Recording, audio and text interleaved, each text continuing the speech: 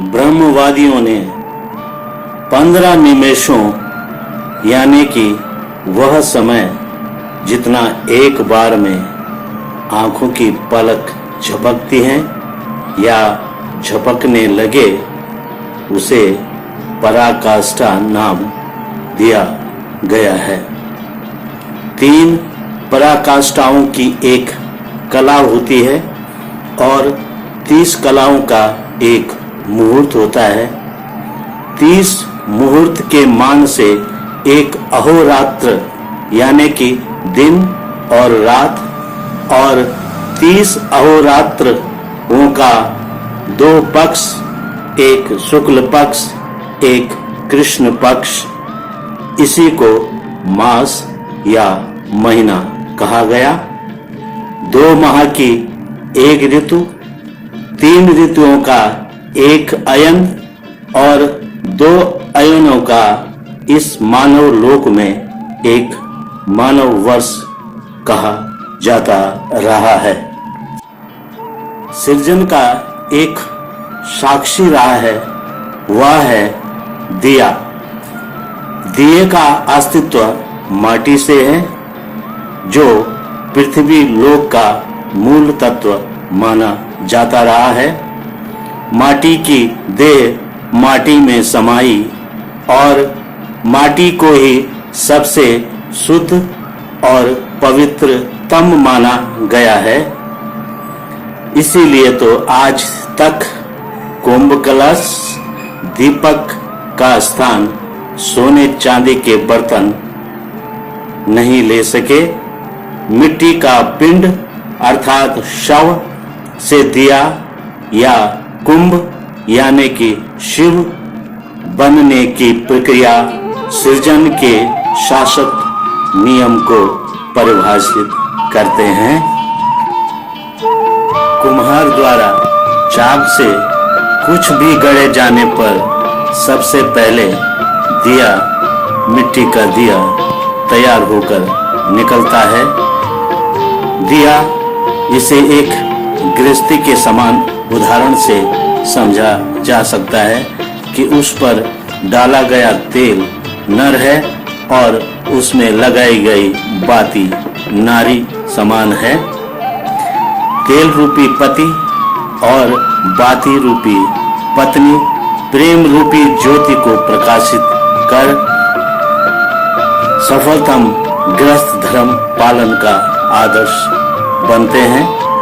नर और नारी का जो चिरंतन साथ होता है, वही दिया और बाती का साथ होता है, जो जीवन रूपी महासागर में उठे लहरों तूफानों को भी संकट रूपी समुद्र पोतों को प्रकाश स्तंभ रूपी ज्योति देकर सावधान कर कष्टों का निवारण कर देते हैं।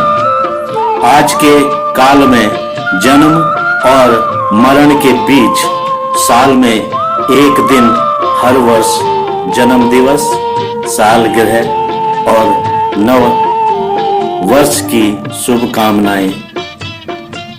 शुभकामनाओं का संदेश के मेले लगते रहते हैं। इस मनुष्य जीवन में बिना कष्ट सहे कुछ भी नहीं मिलता है और सुख तो कदापि नहीं मिल सकता है।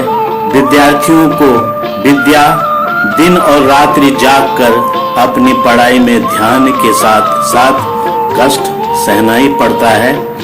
इस कष्ट को उठाकर जब वह पास हो जाता है, उत्तीर्ण हो जाता है, तो उसकी खुशी का कोई ठिकाना ही नहीं रहता। वैसे ही जैसे एक कुंवारी कन्या के बचपन में नाक और कान छिदवाने की परंपरा है, वो बहुत कष्ट पहुंचाती है और महसूस करवाती है और दर्द का सामना करना पड़ता है। और जब वही दर्द कभी पीड़ा में पक जाता है तो अत्यधिक कष्ट और पीड़ा को सहन भी करती है, उसका सामना करती है, लेकिन कष्ट और पीड़ा का असर जवान होने पर कानों में जब बालियां, कुंडल, नाक में नथ और बुलाक धारण कर श्रृंगार रूप धारण कर लेते हैं, तो यह सत्य है कि उसे जीवन की सबसे बड़ी खुशी की आत्मानुभूति होती है। यही तो जग सत्य है। जीवन में सपने देखना कोई बुरी बात नहीं, कभी कभी सपने भी सच हो ही जाते हैं। यही सपना लेकर जीवन को जिया जाता है और इच्छा जाहिर करते हैं कि उसका एक बंगला बने, उसका परिवार हंसी खुशी सुख शांति की कामना भगवान से भी करने लगे। नींद हमेशा सुखदायी होती है और यही बात सपने में दिखाई देने लगे तो फिर क्या होता है बताता हूँ थोड़ी देर में। इस बीच आपसे अनुरोध कि आप मेरे इस केदार बाबा चैनल प्रोडक्शन को सब्सक्राइब जरूर करें, लाइक करें और शेयर करें। उसका सभी सुख सुविधाओं से भरपूर एक प्यारा सा बंगला बने, ये सपना सभी देखते हैं, लेकिन तभी सपने में एक भूकंप का झटका आया और सब कुछ तबाह हो गया। सपनों का एक महल एक झटके में स्वाह हो गया और नींद उड़ गई। इसीलिए तो कहा गया है कि अपनी इच्छाओं पर काबू रखो, उसका दमन करो, यही तो सबसे बड़ी खुशी होती है।